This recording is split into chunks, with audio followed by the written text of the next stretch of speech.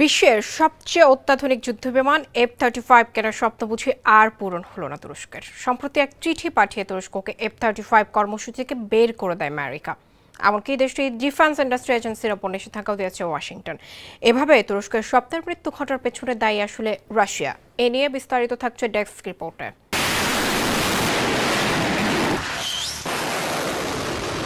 মার্কিন পররাষ্ট্র মন্ত্রণালয় বুধবার তুরস্ককে একটি চিঠি পাঠায়। তাতে বলা হয়, F-35 ফাইটার জেট প্রোগ্রামে তুরস্ককে পুনরন্তর্ভুক্তির বিরোধিতার ব্যাপারে ওয়াশিংটনের অবস্থান পরিবর্তন হয়নি।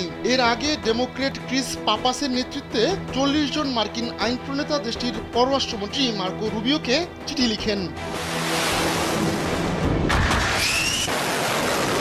ওই চিঠিতে তারা রুবিওর কাছে আবেদন জানান যেন তুরস্ক আর আমেরিকাকে নিয়ে খেলতে না পারে।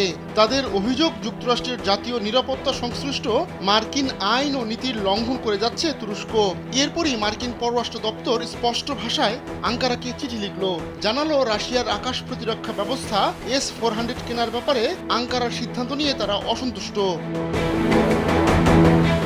মার্কিন পররাষ্ট্র মন্ত্রণালয় জানায়, তুরস্ক দীর্ঘদিন ধরে নেটোর মিত্র এবং জোটের মিশনে উল্লেখযোগ্য অবদান রাখার ইতিহাস রয়েছে। যুক্তরাষ্ট্র ও নেটো উভয়ের নিরাপত্তার স্বার্থের জন্য তুরস্কের সঙ্গে ওয়াশিংটনের প্রতিরক্ষা সম্পর্ক অত্যন্ত গুরুত্বপূর্ণ। তবে 2017 সালে তুরস্ক জানায় তারা রাশিয়ার S-400 মিসাইল কিনবে, জানিয়ে সম্পর্কে অবনতি হয় আঙ্কারা ওয়াশিংটনের।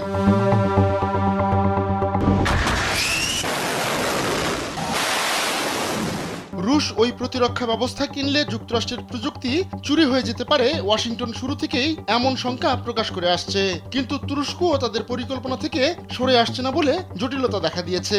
তাই যুক্তরাষ্ট্র সাফ বলেছে, ওই মিসাইল নেটোর প্রযুক্তির সঙ্গে অসঙ্গতিপূর্ণ এবং F-35 এর জন্য ঝুঁকির কারণ।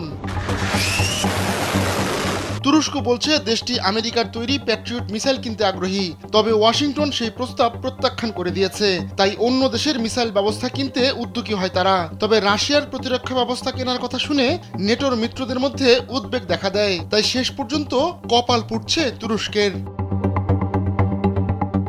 আহমদুল্লাহ শিকদার, কালবেলা।